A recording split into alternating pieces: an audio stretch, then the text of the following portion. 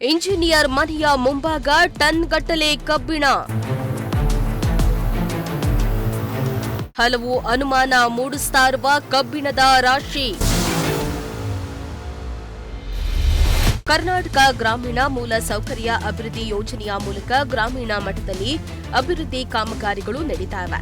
ಇಂತಹ ಇಲಾಖೆಯ ಕಾಮಗಾರಿಗೆ ಬಳಸುವ ಕಬ್ಬಿಣವು ಟನ್ಗಟ್ಟಲೆ ಇಂಜಿನಿಯರ್ ಒಬ್ಬರ ಮನೆಯ ಮುಂದೆ ಬಿದ್ದಿದ್ದು ಸಾರ್ವಜನಿಕರಲ್ಲಿ ಹಲವು ಅನುಮಾನಗಳಿಗೆ ಎಡೆ ಮಾಡಿಕೊಟ್ಟಿದೆ.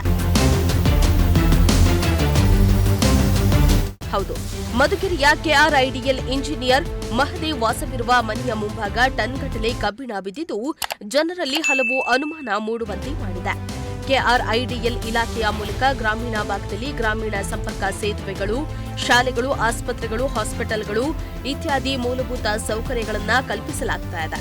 ಆದರೆ ಇಂಜಿನಿಯರ್ ಮನೆಯ ಮುಂಭಾಗ ಬಿದ್ದಿರುವ ಟನ್ಗಟ್ಟಲೆ ಕಬ್ಬಿಣವು ಸರ್ಕಾರಕ್ಕೆ ಸೇರಿದ್ದೋ ಇಲ್ಲವೇ ಗುತ್ತಿಗೆದಾರನಿಗೆ ಸೇರಿದ್ದೋ ಅನ್ನೋ ಅನುಮಾನಗಳು ಕಾಡ್ತಾ ಇವೆ. ಇನ್ನು ಕಾಮಗಾರಿ ವಸ್ತುಗಳನ್ನು ಸಂಗ್ರಹಿಸಲೆಂದೇ ಕೆಆರ್ಐಡಿಎಲ್ ಇಲಾಖೆಗೆ ಸಂಬಂಧಪಟ್ಟ ಗೋಡಾನ್ ಇರುತ್ತೆ. ಒಂದು ವೇಳೆ ಇಲಾಖೆಗೆ ಸೇರಿದ ಕಬ್ಬಿಣವೇ ಆಗಿದ್ರೆ ಇಲಾಖೆಗೆ ಸಂಬಂಧಪಟ್ಟ ಗೋಡೌನ್ನಲ್ಲಿ ಹಾಕಬೇಕಾಗಿತ್ತು.